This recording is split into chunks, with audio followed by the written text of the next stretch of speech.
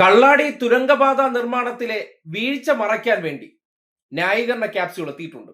മേനോൻ മുൻപ് കേരളത്തിൽ നടന്ന സകലമാന പദ്ധതികൾക്കും തുരങ്കം വയ്ക്കുന്ന വാചകങ്ങൾ നടത്തിയിരുന്നു.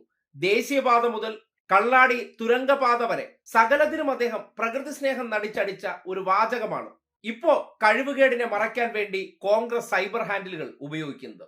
പാരിസ്ഥിതിക ആഘാത പഠനം നടത്താതെ വയനാട് പോലത്തെ സെൻസിറ്റീവ് ആയിട്ടുള്ള ഒരു സ്ഥലത്ത് തുരങ്കം ഉണ്ടാക്കാൻ സമ്മതിക്കാമോ? നമ്മൾ എന്തെങ്കിലും വിമർശനം ഉയർത്തിയിട്ടുണ്ടെങ്കിൽ ആ വിമർശനം കാര്യഗൗരവത്തോടു കൂടിയുള്ള വിമർശനമാണ്.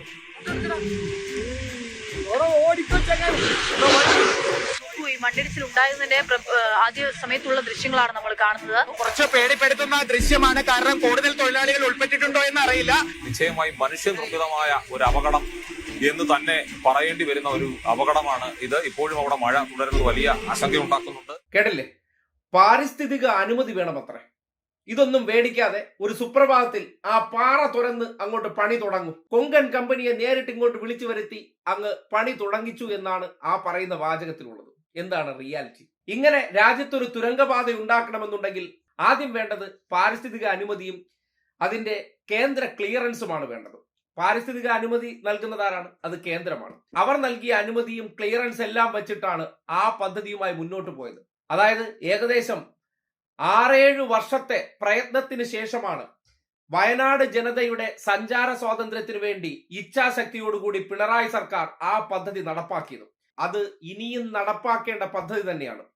ഇപ്പോഴും വയനാട് ചുരത്തിൽപ്പെട്ട് നഷ്ടപ്പെട്ടു പോകുന്ന ജീവനുകൾ എത്രത്തോളം ഉണ്ടെന്ന് ആ നാട്ടിൽ ജീവിക്കുന്ന മനുഷ്യർക്കറിയാം.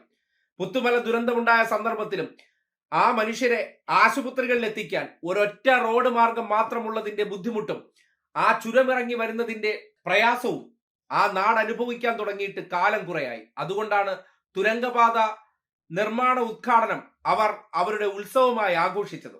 ഇപ്പോ ദുരന്തമുണ്ടായി. ആരുടെ മിസ്റ്റേക്കാണ്? കഴിഞ്ഞ 1.5 മാസത്തിനിടയിൽ ഈ തുരങ്കപാതയുമായി ബന്ധപ്പെട്ട് ഞങ്ങൾ യോഗം ചേർന്നു, മണ്ണ് നീക്കാൻ പറഞ്ഞു എന്ന ഡയലോഗുകളൊക്കെ കാച്ചുമ്പോൾ ആ പറഞ്ഞ കാര്യങ്ങളിൽ എന്തെങ്കിലും നടന്നോ എന്നതാണ് ചോദ്യം. ഒന്നും നടന്നിട്ടില്ല. അത് ആരുടെ കഴിവുകേടാണ്? ഇപ്പോ കസേരയിൽ ഇരിക്കുന്നവരുടെ കഴിവുകേടാണ്. അത് മറയ്ക്കാൻ വേണ്ടിയാണ് പഴയ ഒരു പ്രതികരണം കുത്തിപ്പൊക്കിക്കൊണ്ടുവരുന്നത്. അതെടുത്ത് പ്രയോഗിച്ചുകൊണ്ട് മുഖ്യമന്ത്രി കസേരയിൽ ഇരുന്ന് നാടിന്റെ ഒരു വികസന സ്വപ്ന പദ്ധതി അത് പ്രകൃതി സ്നേഹം കൊണ്ട് മാറ്റിവെക്കേണ്ടതായിരുന്നു എന്ന് പറഞ്ഞ് ന്യായീകരിക്കാനാണ് ശ്രമിക്കുന്നത്. ലോകത്താകമാനം തുരങ്കപാതകൾ വന്നിട്ടുണ്ട്. കൊങ്കൺ റെയിൽവേ വന്നിട്ടുണ്ട്. കടലിനടിയിൽ കൂടി പാലങ്ങൾ നിർമ്മിക്കുന്നുണ്ട്. അതുപോലെ തന്നെ ആകാശത്തിലൂടെ പോലും പല രാജ്യങ്ങളിലും പാലങ്ങൾ പണിയുന്ന ദൃശ്യങ്ങൾ നമുക്ക് കാണാൻ പറ്റുന്നുണ്ട്. അങ്ങനെ ലോകത്ത് എവിടെയൊക്കെ മനുഷ്യർ താമസിക്കുന്നുണ്ടോ അവരുടെ സഞ്ചാരം വേഗത്തിലാക്കാൻ വേണ്ടിയുള്ള ഇടപെടലുകൾ നടത്തേണ്ടത് അനിവാര്യം തന്നെയാണ്. അതിന് പിണറായി വിജയൻ ഇച്ഛാശക്തി കാണിച്ചു.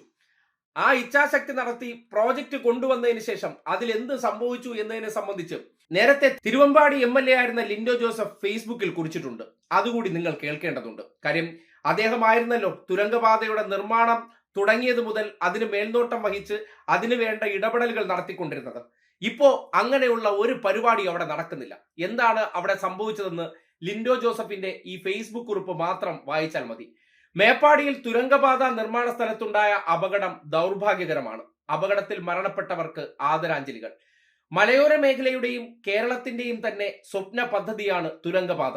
LDF ഗവൺമെന്റ് ജനപ്രതിനിധികളെയും ഉദ്യോഗസ്ഥരെയും ഉപയോഗപ്പെടുത്തി കൃത്യമായ നിരീക്ഷണവും അവലോകനവും നടത്തിയാണ് പദ്ധതി മുന്നോട്ട് കൊണ്ടുപോയിക്കൊണ്ടിരുന്നത്. ജനപ്രതിനിധികൾ സ്ഥലം സന്ദർശിച്ച് പ്രവൃത്തി പുരോഗതി വിലയിരുത്തുകയും പോരായ്മകൾ ചൂണ്ടിക്കാണിക്കുകയും ചെയ്തിരുന്നു.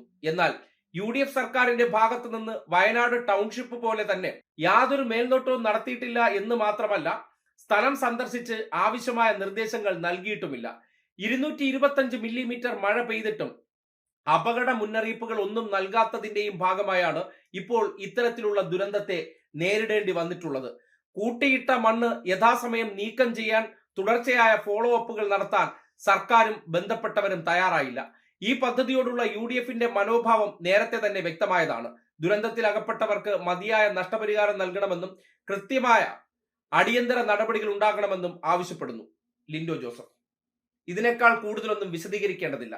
വിജയിച്ചു കഴിഞ്ഞതിന് ശേഷം ഇതുവരെ ഈ പദ്ധതിയുമായി ബന്ധപ്പെട്ട പ്രവർത്തനങ്ങളിൽ യോഗം ചേർന്ന് പൊടിയും തട്ടി പോകുന്നു. മഴക്കാലം കടന്നു വരികയാണ്. ആ മേഖല സെൻസിറ്റീവ് ആണ്. ആ പദ്ധതിയുമായി ബന്ധപ്പെട്ട നിർമ്മാണ പ്രവർത്തനങ്ങളിൽ കൃത്യമായിട്ടുള്ള ജാഗ്രത പുലർത്തേണ്ടതുണ്ട്. ആ ജാഗ്രത കുറവ് വന്നതാണ് ഈ ദുരന്തത്തിന് ഇടയാക്കിയത്. എന്നിട്ട് ക്യാപ്സ്യൂൾ ഇറക്കി ന്യായീകരിക്കാൻ നിന്നാൽ അത് അങ്ങോട്ട് ഒക്കത്തില്ല എന്ന് മാത്രമേ പറഞ്ഞു വെക്കാനുള്ളൂ.